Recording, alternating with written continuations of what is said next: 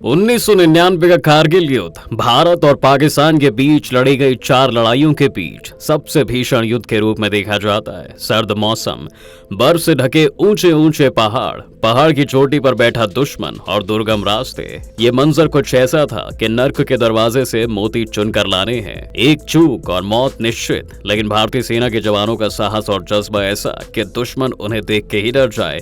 कहने को हमारी सेना की हर टुकड़ी अपने आप में एक खास मुकाम रखती है, लेकिन जिस भारतीय बटालियन और जवान की बात आज हम अपनी इस वीडियो में करेंगे, उनकी हिम्मत और शौर्य को देखकर शायद आपके भी रोंगटे खड़े हो जाएं। दोस्तों, कहा जाता है कि कारगिल की लड़ाई में भारतीय सेना रोज अपने सैनिक खो रही थी। इसके पीछे कई वजहें थी। वहां की क्लाइमेटिक कंडीशंस, दुर्गम पहाड़ी रास्ते, खाने की कमी और दुश्मन की लोकेशन। ऐसा ही कुछ था तोलोलिंग की पहाड़ी पर, जहां दुश्मन ऊपर पहाड़ की चोटी पर ऐसी जगह बैठा था कि वो नीचे चल रही भारतीय फौज की आंखों में गोली से सीधा निशाना मार देता था। 15,000 फीट की ऊंचाई पर तोलोलिंग पहाड़ी पर कब्जा करने की 3 असफल कोशिशों के बाद 2 जून 1999 को army chief general VP Malik ने राजपुताना राइफल्स के साथ गुमरी में चर्चा की। उस समय तक 59 सिपाही अपने प्राण न्यौछावर कर चुके थे। जनरल मलिक ने राजपुताना राइफल्स के कमांडर से उनकी प्लानिंग की जानकारी ली। आर्मी चीफ को कोई प्लान सही नहीं लग रहा था कि तभी आखिरी लाइन में 30 साल का एक कमांडो उठ खड़ा हुआ। सब उसकी तरफ देखने लगे। उसने अपनी हिम्मत और साहस बटोर कर कहा, मैं नायक द्रिगेंद्र कुमार उर्फ कोबरा इंडियन आर्मी का बेस्ट कमांडो हूँ। सर, मेरे पास जीत का एक तरीका है। जनरल ने कहा, बताओ। कमांडो ने कहा, पहाड़ी बिल्कुल सीधी है, हम वही रास्ता लेंगे जो दुश्मन ने लिया है। जनरल आश्चर्य में पड़ गए और कहा, उस रास्ते से बच के आना संभव नहीं है। द्रिगेंद्र ने जवाब दिया, मरना तो वैसे भी तय है, यह मुझ पर छोड़ दीजिए। कहते हैं दोस्तों, कारगिल जंग में सबसे महत्वपूर्ण काम तोलालिंग की चोटी पर कब्जा करना था। 2 राजपुताना राइफल्स को यह काम सौंपा गया। जनरल मलिक ने अपनी टुकड़ी से तोलालिंग पहाड़ी को दुश्मनों से फ्री करने की प्लानिंग की। द्रिगेंद्र ने कहा कि उन्हें 100 मीटर का रूसी रास्ता चाहिए, जिसका वजन 6 किलो होता है और 10 टन वजन झेल सकता है, और इसके साथ ही रूसी कीलों की भी जरूरत पड़ेगी जो चट्टानों में आसानी से ठोकी जा सकती है। रास्ता बहुत मुश्किल था, लेकिन द्रिगेंद्र कुमार उसे दूरबीन से अच्छी तरह जांच परख चुका था। उनके साथ इस कमांडो दस्ते में मेजर विवेक गुप्ता, सूबेदार भंवरलाल भाकर, नायक सुरेंद्र, नायक चमन सिंह, लॉन्स नायक बच्चू सिंह, सूबेदार सुरेंद्र सिंह राठौर, लॉन्स नायक जसवीर सिंह, सीएमएच जसवीर सिंह और हवलदार सुल्तान सिंह नरवारिया भी शामिल थे। इसके बाद द्रिगेंद्र कुमार, या फिर कहें कि कोबरा, 10 जून 1999 को शाम को अपने साथी और सामान के साथ आगे बढ़े। कारगिल घाटी में बर्फीली हवा, घना अंधेरा था, मुश्किल रास्ते और बार बार दुश्मन के गोलों के धमाकों से बिना डरे वे पहाड़ की सीधी चढ़ान पर बंधी रस्सी के सहारे चढ़ने लगे और अनजाने में वहां तक पहुंच गए जहां दुश्मन अपनी मशीन गन लगाए बैठा था। कीले ठोकते गए और रस्से को बांधते हुए 14 घंटे की मुश्किल चढ़ाई के बाद मंजिल पर आखिरकार पहुंच ही गए। वहीं दूसरी तरफ पाकिस्तानी सेना ने तोलालिंग पहाड़ी की चोटी पर 11 बंकर बना रखे थे। द्रिगेंद्र ने पहले बंकर उड़ान की हुंकार भरी और 9 सैनिकों ने बाकी के 9 बंकर उड़ाने की कसम खाई। 11वां बंकर भी द्रिगेंद्र ने ढेर करने का बीड़ा उठाया। वे पत्थरों को पकड़कर आगे बढ़ रहे थे। जब द्रिगेंद्र पहला बंकर उड़ाने के लिए रात के अंधेरे में दुश्मन के बंकर में घुस गए थे, तभी इसकी भनक लगते ही दुश्मन ने ताबड़तोड़ फायरिंग शुरू कर दी। अचानक उनका हाथ दुश्मन की मशीन गन की बैरल पर लगा, जो लगातार गोली फेंकते हुए काफी गर्म हो गया था। उस दौरान उन्हें 4 गोलियां लगी। इसके अलावा 2 गोली उनकी AK-47 पर लगी थी, जो हाथ से छूट गई थी। इन सब की जानकारी होने पर भी उन्होंने बैरल को निकालकर एक ही पल में हथगोला बंकर में सरका दिया, जो जोर से धमाके से फटा। द्रिगेंद्र की तीर सही निशाने पर लगा था। इसी के साथ पहला बंकर ढेर हो गया था और धू धू करके आग उगलने लगा। वहीं पीछे से भारत के 250 कमांडो और आर्टिलरी टैंक लगातार गोलों की बौछार कर अपने होने के सबूत दे रहा था।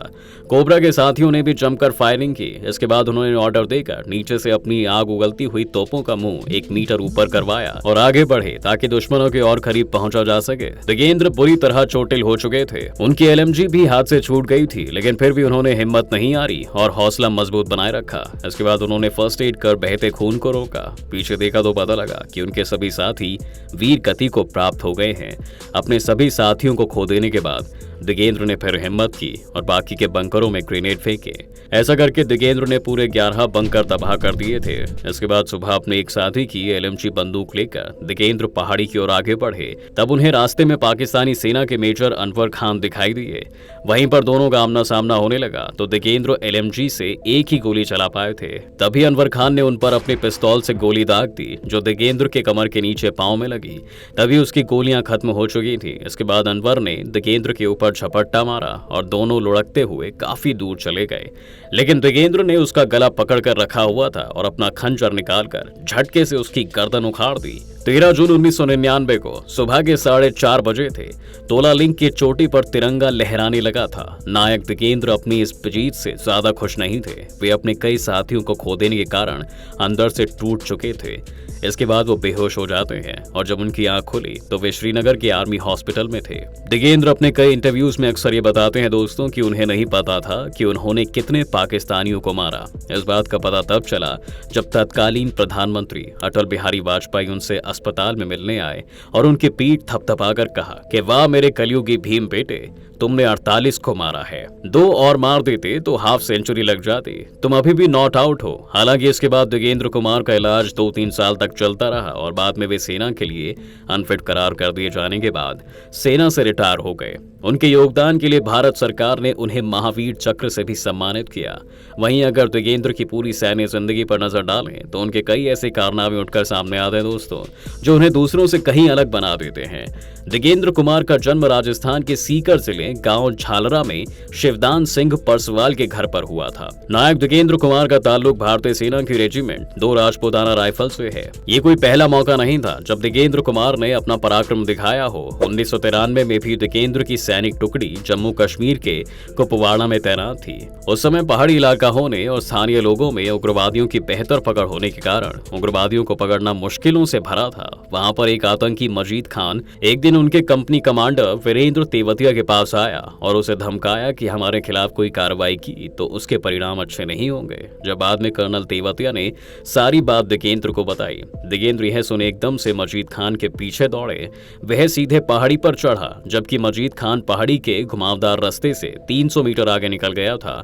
दिगेंद्र ने चोटी पर पहुंचकर मजीद खान के ऊपर गोली चलाई। गोली से मजीद खान की पिस्टल दूर जाकर गिर गई। दिगेंद्र ने उस समय अपने साहस का परिचय देते हुए 3 गोलियां चलाकर मजीद खान को हमेशा के लिए सुला दिया था। इसके बाद दिगेंद्र ने उसे कंधे पर उठाया और उसकी लाश को कर्नल के सामने लाकर रख दिया। कुपवाड़ा में इस बहादुरी के कार्य के लिए दिगेंद्र कुमार को सेना मेडल दिया गया। वहीं ऐसे ही एक दूसरी घटना में जम्मू कश्मीर में मुसलमानों की एक बड़ी मस्जिद हजरत बल दरगाह पर आतंकवादियों ने कब्जा कर लिया था और वहां हथियारों का जखीरा जमा कर लिया था। इसके तुरंत बाद भारतीय सेना ने वहां धावा बोला। दिगेंद्र कुमार और उनके साथियों ने बड़ी सोच समझ से ऑपरेशन को सफल बनाया। दिगेंद्र ने आतंकियों के कमांडर को मार गिराया था और 144 उग्रवादियों के हाथ ऊंचे करवाकर बंधक बना लिया था। इस सफलता पर 1994 में दिगेंद्र कुमार को बहादुरी के लिए सेना की तरफ से एक प्रशंसा पत्र से भी सम्मानित किया गया था। इसके बाद ऐसे ही एक और बहादुरी वाला वाक्य दिगेंद्र ने इससे पहले भी दिखाया था जब वो महज 18 साल के थे। असल में अक्टूबर 1987 में श्रीलंका में उग्रवादियों को खदेड़ने के लिए भारतीय सेना को मिशन सौंपा गया था और इस अभियान का नाम था ऑपरेशन पवन। जी हाँ दोस्तों, इस अभियान में दिगेंद्र कुमार बाकी दूसरे सैनिक साथियों के साथ एक तमिल मेजॉरिटी वाले एरिया में पेट्रोलिंग कर रहे थे। तब 5 तमिल उग्रवादियों ने दिगेंद्र की पेट्रोलिंग पार्टी के 5 सैनिकों को खत्म कर दिया था और भागकर वहां के एक नेता के घर में जा छुपे थे। इसके बाद दिगेंद्र ने अपने बाकी साथियों के साथ उन उग्रवादियों का पीछा भी किया और उस नेता के घर पर घेरा बना लिया। वहीं उस नेता ने बाहर आकर इसका विरोध किया। दिगेंद्र ने उसके बाद हवाई फायर किया तो अंदर से गोलियां चलने लगी। इसके तुरंत बाद उस नेता को गोली मार दी गई और बाकी के 5 उग्रवादियों को भी ढेर कर दिया गया। ऐसा ही एक दूसरी घटना में भारतीय सेना के 36 सैनिकों को तमिल उग्रवादियों ने कैद कर लिया था। उन्हें छुड़ाना बहुत मुश्किल काम था। 10 पैराशूट रेजिमेंट के इन 36 सैनिकों को कैद में 72 घंटे हो चुके थे, लेकिन बचाव के लिए किसी भी अफसर के दिमाग में कोई आइडिया नहीं आ रहा था। अफसरों की कई बैठकें हुई और जनरल ने दिगेंद्र को बुलाकर उससे कोई प्लान बनाने को कहा। इसके बाद दिगेंद्र ने विरोधियों से नजर बचाकर नदी से तैरकर पहुंचने की प्लानिंग सुनाई और साहस कर दिगेंद्र ने इसके आगे चलने का मन बना लिया और अपने साथियों के लिए बिस्कुट पैकेट लिए जो करीबन 72 घंटे से भूखे थे। हिम्मत कर उन्होंने नदी में गोता लगाया और आगे पार हो गए। इस अभियान के दौरान ही एक ही दिन में दिगेंद्र ने आतंकियों को मार गिराया था दोस्तों। दुश्मन के गोला बारूद का ठिकाना नष्ट कर दिया और उनके कब्जे से पैराट्रूपर्स को छुड़ाया भी था। यह सब अचानक हुआ था जब वह अपने जनरल के साथ गाड़ी से जा रहे थे और रास्ते में पुल के नीचे से लिट्टी के कुछ आतंकियों ने जनरल की गाड़ी पर हैंड ग्रेनेड फेंका था। दिगेंद्र ने उसी ग्रेनेड को कैच किया और वापस आतंकियों की ओर उछाल दिया था। दिगेंद्र की हिम्मत देख बाकी कमांडो भी आग बरसाने लगे थे। थोड़े ही समय में 39 उग्रवादियों को ढेर कर दिया गया। उस समय जनरल कलकट ने दिगेंद्र को खुश होकर अपनी बाहों में भर लिया। उन्हें बहादुरी के मेडल से सम्मानित किया गया और दिगेंद्र को कोबरा कहकर पुकारा गया। इसके बाद ही उन्हें उनकी यूनिट में बाकी जवान कोबरा कहकर बुलाने लगे। तो दोस्तों, आज की वीडियो में बस इतना ही। उम्मीद है कि आपको आज की इस वीडियो से काफी कुछ सीखने को मिला होगा। अगर आपको ये वीडियो पसंद आया है तो वीडियो को लाइक करें और अगर आप इस चैनल पर नए हैं तो जाने से पहले चैनल को सब्सक्राइब करना ना भूलें।